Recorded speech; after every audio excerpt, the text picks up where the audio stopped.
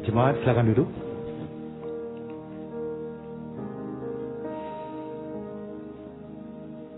Mari kita dalam doa. Tuhan, terima kasih Tuhan untuk waktu yang indah ini Tuhan. Terima kasih Tuhan untuk 5 tahun Tuhan yang Kau berikan pada kami anak-anak muda Tuhan. Terima kasih Tuhan. Ini semua karena anugerah-Mu Tuhan. Bukan karena kuat dan gagah kami Tuhan, tapi karena Engkau Tuhan. Kami mengucap syukur untuk semua itu Tuhan. Engkau baik Tuhan. Engkau baik Tuhan. Dan kami mau berjalan terus bersama Engkau Tuhan. Tuhan, sebentar lagi kami akan mendengarkan firman-Mu Tuhan. Bimbing tuntun kami, supaya kami dapat mengerti firman-Mu, merenungkan dan melakukannya di dalam kehidupan kami sehari-hari. Dan tentunya semua itu untuk hormat dan kemuliaan. Terima kasih Tuhan.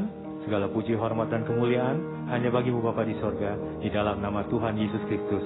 Dan mari sama-sama kita katakan, amin. Shalom, apa kabar nih? Udah lama kita nggak seperti ini ya. Wow.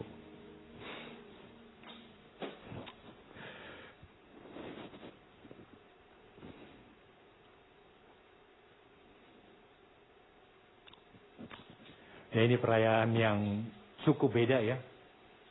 Tahun ini cukup beda ya. Ya, saya tadi merasakan gimana tadi kita ibadah ya. Sebelum-sebelumnya 4 kali kita ulang tahun juga ya. Ya, kita kembali lagi tadi ya. Selesai tadi ya. Gimana ya kita teringat dengan orang yang begitu sangat mengasihi kita ya. Kalau tadi dibilang apa? Di Yohanes 10 ayat 9 ya. Gembala yang baik memberikan nyawanya buat kita ya.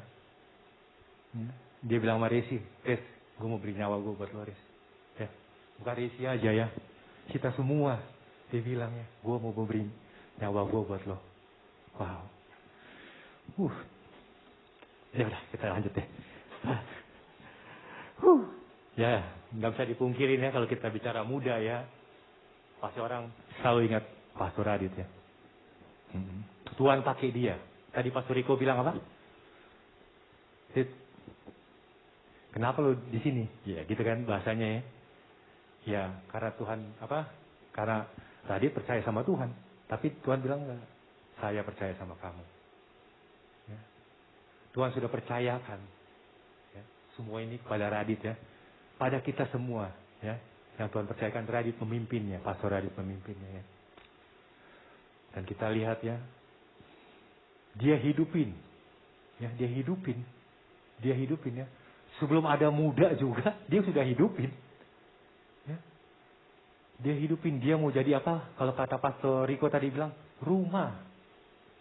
Dia mau jadi rumah ya, di mana orang bisa datang ya, dengan apa adanya ya. Tetapi tadi juga bilang Pastor Riko ya, bukan hanya apa adanya ya, tapi mau dibentuk. Dan setelah itu diutus.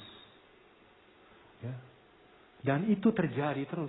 Nah, dalam kehidupan saya juga, ya saya jujur nih kan, punya kemampuan agak jauh nih kan sama mereka nih ya.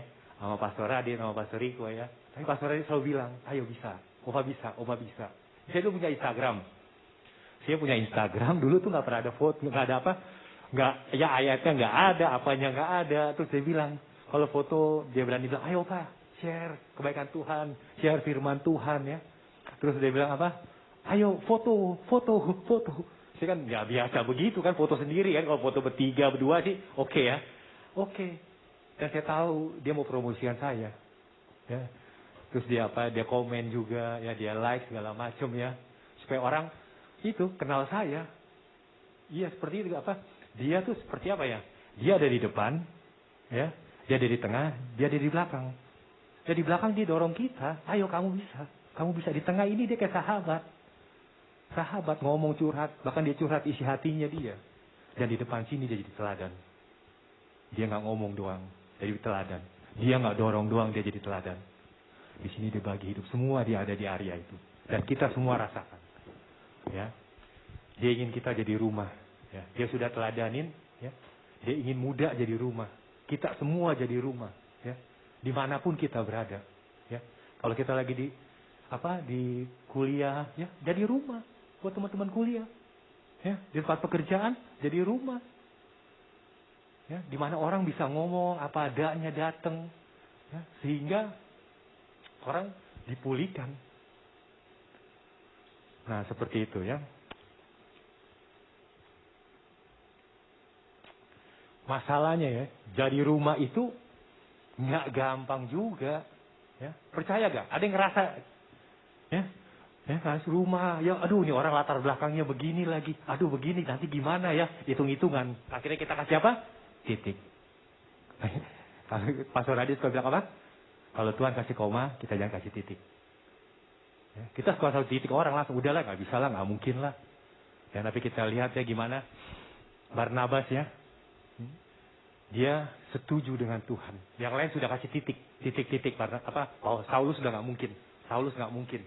Dia kan gawat itu, ya kan, pembantai dan sebagainya. Sudah dititikin Paulus. Tapi Barnabas enggak. Dia setuju dengan Tuhan. Ya, dia kasih koma sama Tuhan. Akhirnya kita tahu gimana Saulus ya menjadi orang yang luar biasa yang Tuhan pakai. Nah, untuk ya bisa jadi rumah buat orang. Ya, jadikan rumah kita diri ini menjadi rumah kita sendiri yang enak. Ya, kita mau terima orang apa adanya, kita harus terima diri kita apa adanya dulu. Gimana kita bisa terima orang, ya, tanpa kita nggak bisa terima diri kita apa adanya. Ya, jadi kita mesti tahu siapa kita di dalam Tuhan. Ya, kita anaknya, kita dikasihi. Ya, benar ya. Apalagi, ya, kita berharga. Ya, dia mati buat kita. Wow. Dari situ kita tahu siapa kita. Ya. Dan situ kita kenal juga Tuhan kita tuh, wow, Tuhan yang baik, yang luar biasa. Tapi jangan sampai di situ aja. Ketahui juga bahwa kita ini nggak sempurna. Ya. Kita ini kekurangan. Ya. Jadi kalau kita ingat itu doang, tanpa kita sadar kenyataannya bahwa kita ini orang nggak sempurna, ya, kita nanti akan bisa pakai topeng. Sebaliknya kalau kita ingat kita orang yang rapuh, orang yang tidak sempurna, ya, dan melupakan bahwa kita ini anaknya Tuhan, lah kita akan terpuruk terus.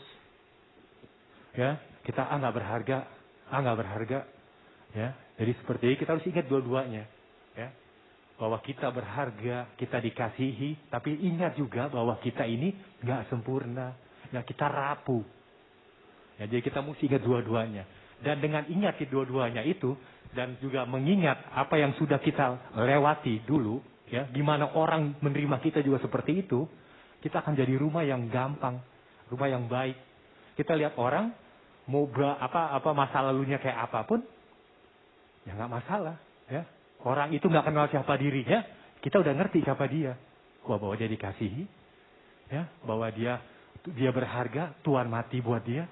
Yang dia tahu cuman, aduh, gue nih rapuh, gue nggak bisa apa-apa, ya. Dia nggak mau masuk gereja dan sebagainya. Tapi dengan kita tahu ya tentang diri kita sendiri, mengenali diri kita sendiri dan menerima diri kita sendiri dan bahkan mengucap syukur akan semua itu, kita akan gampang ya untuk jadi rumah buat orang. Ya. Jadi kenal diri kita, ya, kenal diri kita ya.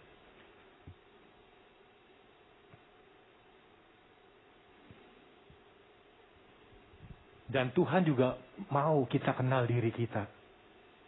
Ya. Dia bilang sama siapa? Di Kejadian 32 ayat 27. Kejadian 32 ayat 27. Saya bacakan ya. Bertanyalah orang itu kepadanya, siapakah namamu? Sautnya Yakub. Dulu Yakub ditanya sama bapaknya, dia bilang siapa namanya dia? Esau. Ya. Nah, Tuhan mau tanya lagi sama Yakub pada saat itu, siapakah namamu? Aku Yakub. Tuhan mau kita apa adanya. Ya, Tuhan mau kita jujur ya.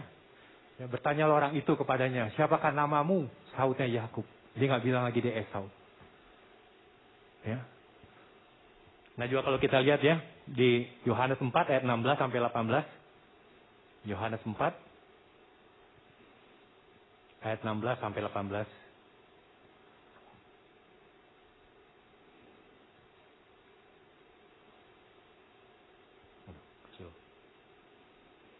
Saya bacakan. Kata Yesus kepadanya, pergilah, panggillah suamimu dan datang ke sini.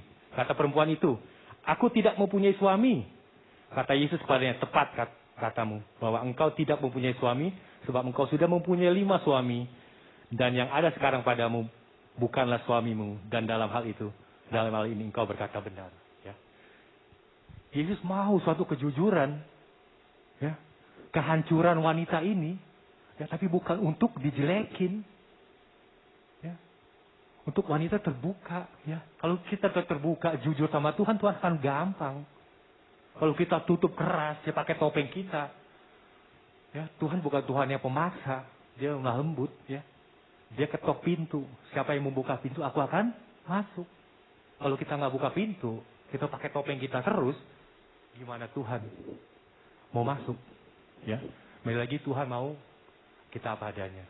Ya, kerapuhan kita, siapa kita dalam Tuhan. Ya, Tuhan mau, Tuhan pengen kita terima itu semua. Ya, mensyukuri. Ya, nah dengan kita seperti itu ya, kita akan gampang menerima orang. Ya, tadi ya proses pertama kalau di muda apa menerima ya. Habis itu jadi pemimpin ya, artinya dimuridkan ya. Dimuridkan. Nah, setelah diterima itu gampang, habis itu langsung dimuridkan. Nah, kita ingat ya. Kalau kita memuridkan, ya, kalau kita misalnya ngomong satu semester ya. Satu semester yang semua orang terima pengajaran yang sama, ya. Dari guru atau dosen yang sama. Benar ya? Tapi nggak semua orang sama terimanya. Ya, benar gak? Gak sama kan? Kalau dulu di SMP SMA ada rankingnya. Ranking 1 sampai 30. Benar gak? Kalau 1 sampai 2, 3 itu masih tipis-tipis. Tapi kalau 1 sampai 30, jauh banget. Ya, bahkan yang 30 ini mungkin gak naik. Ya, artinya gitu. Dengan kita tahu ya, tahu kelemahan orang dan sebagainya ya, kita gak menghakimi. Lu bego, lu enggak. Ya kita tahu, oh ya ini orang emang susah ya tangkapnya ya. Jadi pemuridan itu berjalan dengan baik. Ya. Kita nggak langsung potong, oh udahlah produk gagal. Enggak. Kita mengerti ya kerapuhannya dia. Oh iya nih anak begini. Oh mungkin metode pengajarannya beda. Ya, metodenya harus beda karena dia dia pada sebelumnya dasar-dasarnya belum kuat. Ya, jadi kita sabar dengan tahu kerapuhan orang. Karena kita sudah tahu kerapuhan kita punya kerapuhan. Ya. Jadi seperti akhirnya apa? Belajar mengajar itu dengan baik. Ya, dan sehingga dia jadi pemimpin yang baik. Ya, selanjutnya apa? Diutus. Ya, diutus. Jangan takut juga ngutus dia. Ya, buat salah pasti buat salah.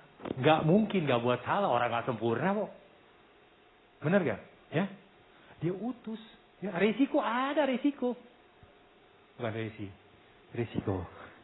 Ada resiko pada saat kita mengutus orang, ya, walaupun dia sudah luar biasa, ya, dalam pengajarannya, ya, dia belajar baik dan sebaik, waktu kita utus ini akan buat salah, ya, dia orang yang nggak sempurna, tapi kita mesti berani. Ya, dari situ ya, kembali lagi saya tekanin, kita harus terima diri kita, ya, siapa kita di dalam Tuhan dan juga terima kerapuhan kita. Dan mensyukuri semua itu. Tuhan izinkan berarti buat sesuatu yang baik. Supaya kita bisa mengerti orang yang rapuh. Oh iya, yang rapuh seperti ini ya. Saya juga rapuh loh dalam hal ini. Nah, dengan seperti itu, maka ya, menerimanya baik, mengajarnya baik, mengutusnya juga baik. Ya. Jadi kembali lagi, apa yang Tuhan taruh ya di muda ya melalui pastor kita hidupin. Ya, kita luar biasa penerimaannya. Tapi dia juga luar biasa sebagai pengajar. Dan dia berani lepasin orang. Dia nggak tahan loh orang. Dia nggak merasa milik. Orang itu milik dia. Ya. Orang itu milik Tuhan. Dan kita lihat terakhirnya pada masa hidupnya. Dia semua bilang itu milik Tuhan. Hidup gue milik Tuhan. Keluarga gue milik Tuhan. Nggak takut kok apa yang terjadi. Karena Tuhan akan menjaga. Amin. Ya. Yuk. Ya, nggak ada apa maksudnya. Ayo kita sama yuk menyatakan bahwa kita ini milik Tuhan.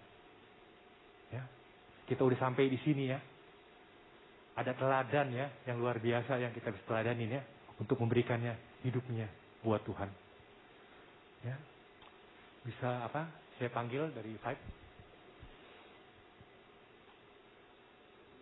Yuk kita ambil waktu sebentar.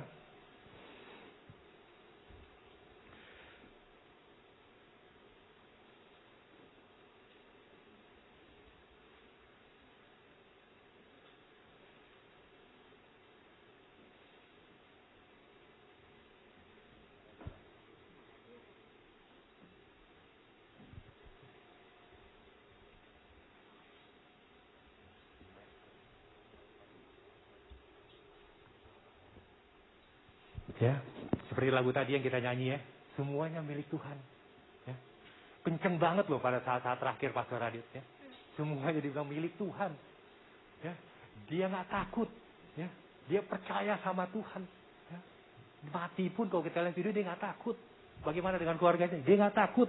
Ya, dia tahu Tuhan akan menjaga. Ya, yuk dengan lagu ini kita apa? Tenangkan diri ya. Kita serahin hidup kita buat Tuhan. Bahwa segala sesuatunya milik Tuhan, bukan milik kita. Ya. Kalau semuanya milik Tuhan ya, kita akan ringan melakukan kehendak Tuhan. Ya. Kalau masih ada akunya, sayanya, guanya, ya, akan memperhambat, akan lambat. Tapi kalau semuanya milik Tuhan, ya proses ya emangnya proses ya. Tapi mulai belajar yuk, akuin semuanya milik Tuhan.